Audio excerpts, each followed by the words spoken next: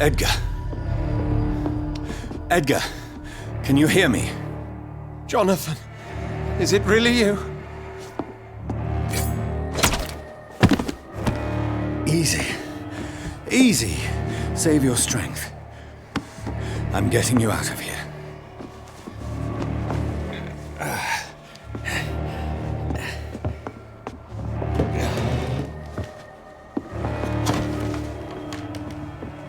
Don't try to spare me. As a physician, I know all too well when it's too late. Punctured lung, broken ribs, and internal bleeding. An accurate diagnosis, wouldn't you say? Edgar, what happened?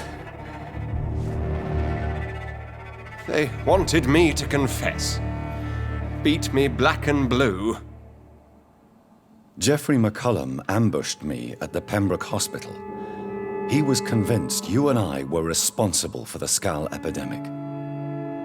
I never imagined that self-righteous fanatic would dare to attack us in the open.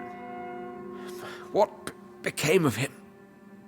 I put him in a somewhat delicate position when I made him an immortal. Really? You sure that was the wisest course of action? Time will tell. The most intriguing part of his accusation was that you and I were the pawns of some ancient vampire. William Marshall. Yes, they tortured me to make me confess the same nonsense. I think you're hiding something, Edgar. What do you mean? William Marshall, for example. You speak of him as if you know him. How is that? Jonathan, I cannot say I'm ready for another round of questions.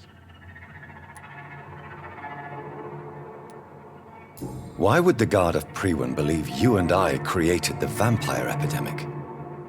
Maybe due to our profession? Because I offered you shelter in my hospital. What can you tell me about William Marshall? Not much.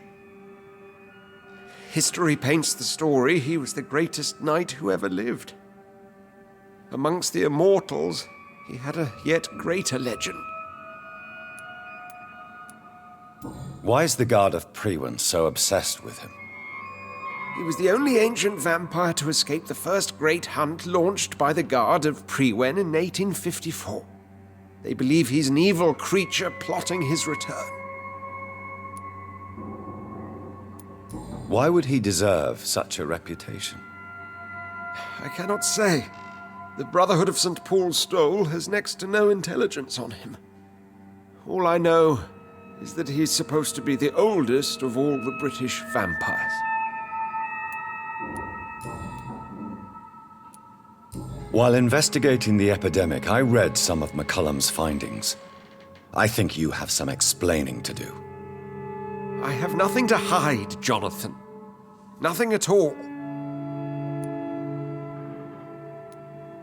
Do you know Doris Fletcher's real name?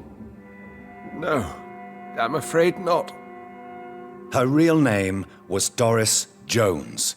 She was the daughter of Harriet Jones.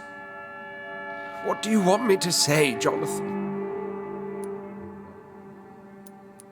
Do you remember when we suspected Sean Hampton of killing Harriet Jones? Yes. The terrible episode that came as a shock to us all. Harriet Jones faked her own death. When I found her in the sewers, she confessed she wanted everybody to pay for what happened to her. That woman was extremely bitter, full of hatred and festering anger. Doris Fletcher visited her mother at the Pembroke Hospital. That's how she first got infected. I know nothing about that. Miss Fletcher once came to visit the sick. That is all I know. No, Edgar, there is more. Doris Fletcher was Harriet Jones's daughter. They exhibited the same symptoms: blind hate and strong physical mutation. What does this sad story have to do with us? Do you know where we are? Doris Fletcher's theatre. This is where that hateful creature plotted to spread the epidemic across London. I only briefly met Miss Fletcher once when she visited the Pembroke Hospital. You say it was to see her mother. She seemed like such a sweet and graceful woman. My point exactly. The disease turned her into a bitter soul, driven by vengeance just like her mother, a symptom of all the infected patients. Certain diseases are known to produce similar effects. Rabies, for example. And rabies is not the devil at work. Come on, Edgar. Don't you see the pattern here? The epidemic, the link between Doris and Harriet, the suspicion of McCullum? How could I? I never saw Harriet Jones again after she fled the hospital. Doris and Harriet shared more than a hidden family bond. They were the embodiment of the epidemic and are linked to the Pembroke Hospital. Come on, Edgar, this is no coincidence. I swear I'm at a complete loss. All I did was administer vampire blood to cure old Harriet. There was no evil plan, no diabolical plot. You did what? I tested the regenerating and healing properties of vampire blood on Harriet Jones. My only intention was to find the cure for influenza, I swear. Whose blood did you use? William Marshall's? Mine?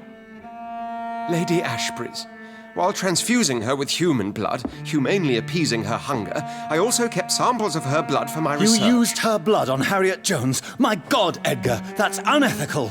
You betrayed 2 of your patients at the same time. How dare you judge me? Must I name the alarming list of your victims? We are both deceivers. But at least I know I'm a monster. You have worked beside me. You saw what I'm doing at Pembroke Hospital. Jonathan, you know I'm not an evil soul. Just another victim of this tragedy.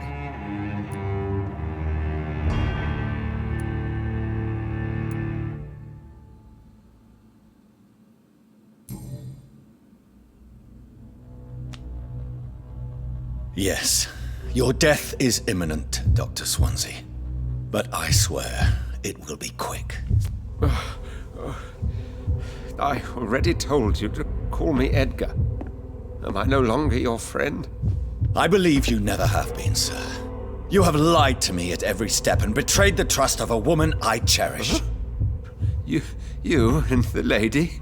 Really? Why, I should have seen it coming, I suppose. May I add that I welcome this? The biting, I mean. You have your wish. Is it going to hurt? I always wondered if you... Ah!